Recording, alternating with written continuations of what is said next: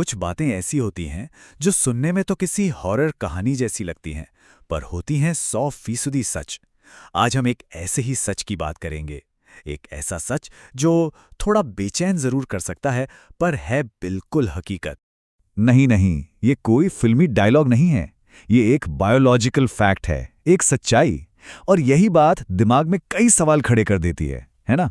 तो सवाल ये उठता है कि आखिर ये होता कैसे है। मतलब जब जान ही नहीं रही तो शरीर में हरकत कैसे? इसका जवाब, मजे की बात यह है कि किसी भूत प्रेत की कहानी में नहीं, बल्कि साइंस, बिल्कुल प्योर बायोलॉजी में छिपा है। तो ठीक है, चलिए फिर इसको समझते हैं। ये जानने के लिए कि ऐसा होता क्यों है, हमें ये देखना होगा कि मौत के ठीक बाद शरीर के अंदर आखिर चल क्या रहा होता है। मतलब कौन से केमिकल और बायोलॉजिकल बदलाव होते हैं। अच्छा, तो इस अजीब सी हरकत के पीछे ना दो बड़े कारण हैं। जो पहला और सबसे आम कारण है वो है हमारी मांसपेशियों का अपने आप सिकुड़ना। इसे इनवॉलंटरी मसल कंट्रैक्शन भी कहते हैं। इसे ऐसे सोच सकते हैं कि जैसे कोई मशीन बंद होने के बाद भी उसमें बची हुई पावर से थोड़ी देर के लिए फड़फड़ाती है। बिल्कुल वैसे ही मौत के बाद भी हमारे मसल सेल्स में थोड़ी सी केमिकल एनर्जी बाकी रह जाती है, और बस वही बची खुची एनर्जी उन्हें एक आखिरी बार फड़कने या ट्विच करने पर मजबूर कर देती है। अब आते हैं दूसरे कारण पर। और ये वाला कारण सिर्फ छोटी मोटी हरकतों के लिए नहीं, बल्कि कभी कभी तो बड़ी मूवमेंट्स और यहाँ तक कि कुछ आवाज़ों के लिए भी जिम्मेदार हो सकता है। और वो है शरीर के अंदर बनने वाली गैस। होता क्या है कि जैसे ही शरीर का डिकम्पोजिशन यानी गलने का प्रोसेस शुरू होता है, हमारे पेट के अंदर जो करोड़ों बैक्टीरिया होते हैं ना, वो एक्टिव हो जाते हैं। उनका काम है शरीर के ऑर्गेनिक मैटर को तोड़ना। अब इस पूरे प्रोसेस में गैसें बनती हैं, बहुत सारी गैसें। ये गैसें शरीर के अंदर जमा होती रहती हैं, प्रेशर बनाती हैं। और जब ये प्रेशर बहुत ज़्यादा हो जाता है तो शरीर फूल सकता है या उसमें थोड़ी बहुत हरकत भी हो सकती है।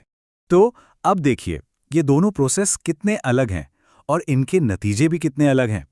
एक तरफ मांसपेशियों का सिकुड़ना, जिससे बस हल्के झटके या फड़कन होती है, और दूसरी तरफ है गैस का बनना, जिससे शरीर फूल सकता है, थोड़ा बहुत हिल-डुल सकता है और कभी-कभी तो आवाजें भी निकल सकती हैं।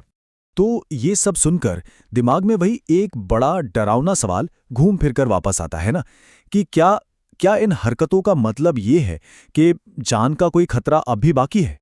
और इसका जवाब बिल्कुल साफ है, नहीं, बिल्कुल नहीं। ये जो भी हरकतें हैं, ये जिंदा होने का कोई संकेत नहीं है। ये बस मैकेनिकल प्रोसेस हैं, बायोलॉजिकल, केमिकल, बस इतना ही। इनका कॉन्शियसनेस से, मतलब हमारी सोच या चेतना से कोई लेना देना नहीं है, जरा सा भी नहीं। तो चलिए अब एक काम करते हैं, इस पूरे फिनोमेनन को डर की नज़र से देखना बंद करते हैं और साइंस के नज़रिए से समझने की कोशिश करते हैं।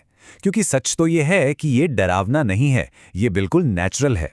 तो सबसे ज़रूरी बात जो समझने की है वो ये है कि मौत के बाद होने वाली ये हरकतें डीकॉम्पोजिशन का एक नॉर्मल हिस्सा हैं। ये कोई जिंदगी की वापसी का इशारा नहीं है, ये तो बस शरीर का एक आखिरी इनवॉलंटरी शटडाउन सीक्वेंस है। कह सकते हैं कि ये शरीर की मशीनरी की आखिरी गूंज है। और सच कहूं तो ये एक परफेक्ट एग्जाम्पल है कि कैसे साइंस डर को समझ में बदल देती है। जो चीज़ हमें किसी हॉरर फिल्म का सीन लगती है, वो असल में हमारी अपनी बायोलॉजी की कहानी का आखिरी चैप्टर होता है, बस।